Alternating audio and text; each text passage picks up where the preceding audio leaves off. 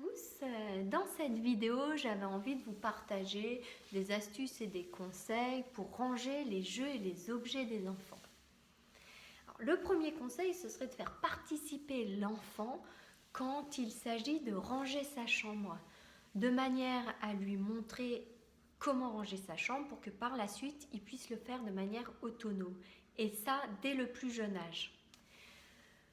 Ensuite, on a souvent tendance à vouloir garder beaucoup de souvenirs des enfants, que ce soit les dessins, que ce soit les habits, même tous les cahiers d'école, etc. Alors ce que vous pouvez faire, vous pouvez avoir deux caisses.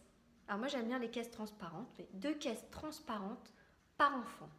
Une pour les souvenirs, tels que le premier doudou, le livre de sa naissance, son premier pyjama, etc.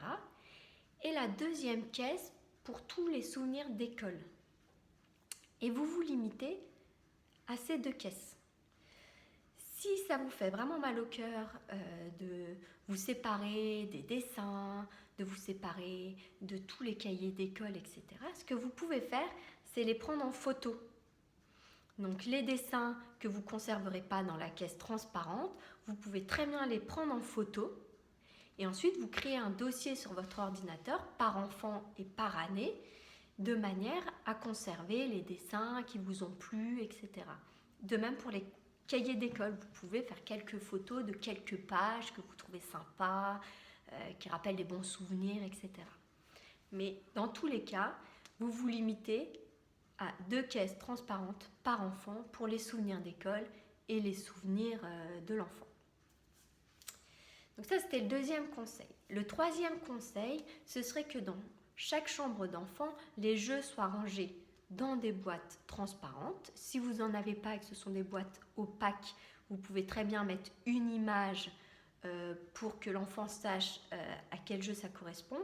Et pour ceux qui savent lire, vous inscrivez le nom. Par exemple, les Lego dans une caisse, les Duplo dans une autre caisse, les personnages Disney dans une autre caisse, etc. Les figurines Pet Shop dans une autre. Ce qui peut être bien, si vous avez une salle de jeu ou une mezzanine, une petite pièce à part, ce serait de mettre la plupart des jeux dans cette pièce-là et d'alléger un peu les chambres. Donc bien évidemment, tout ce qui est jeu très personnel, dont l'enfant que l'enfant adore, vous pouvez les conserver dans la chambre. Mais en fait, alléger un peu les chambres en termes de jeux, ça favorise plus le repos dans les chambres, ça favorise la détente. C'est vrai qu'on a tous été confrontés à un moment ou à un autre où on dit « Allez, au lit les enfants » et puis à ce moment-là, ils ont envie de jouer parce qu'ils sont sollicités par tel jeu dans leur chambre, parce qu'il y en a tellement que du coup, quand ils montent dans leur chambre, ils ont envie de jouer. Donc si vous pouvez alléger ou au moins enfermer les jeux de manière à ce qu'ils ne les voient pas tout le temps, ça peut être une solution. De même, alors les livres qui sont très personnels à l'enfant, il peut les garder dans la chambre.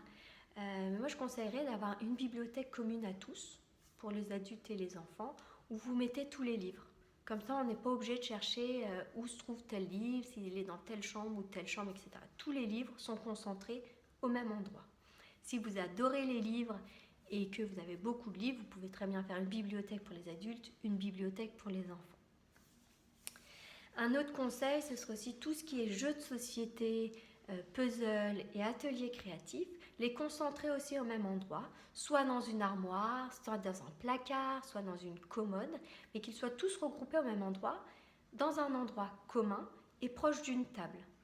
Et les jeux de société, vous les entourez d'un gros élastique et vous les mettez à la verticale, c'est plus ergonomique et plus facile d'accès pour les enfants. Tout ce qui est atelier un peu créatif, etc., jeux créatifs, vous les regroupez par catégorie, donc la peinture dans une boîte, la pâte à modeler dans une autre boîte, les perles dans une boîte, etc. Comme ça permet de concentrer tous les jeux de société, ateliers créatifs au même endroit. Et puis, alors, un dernier conseil, évidemment, avant d'entamer tout rangement, c'est nécessaire d'effectuer un tri pour libérer un peu de l'espace, pour alléger vos intérieurs. Parce que comme je le dis souvent, quand on libère de l'espace, on libère son esprit.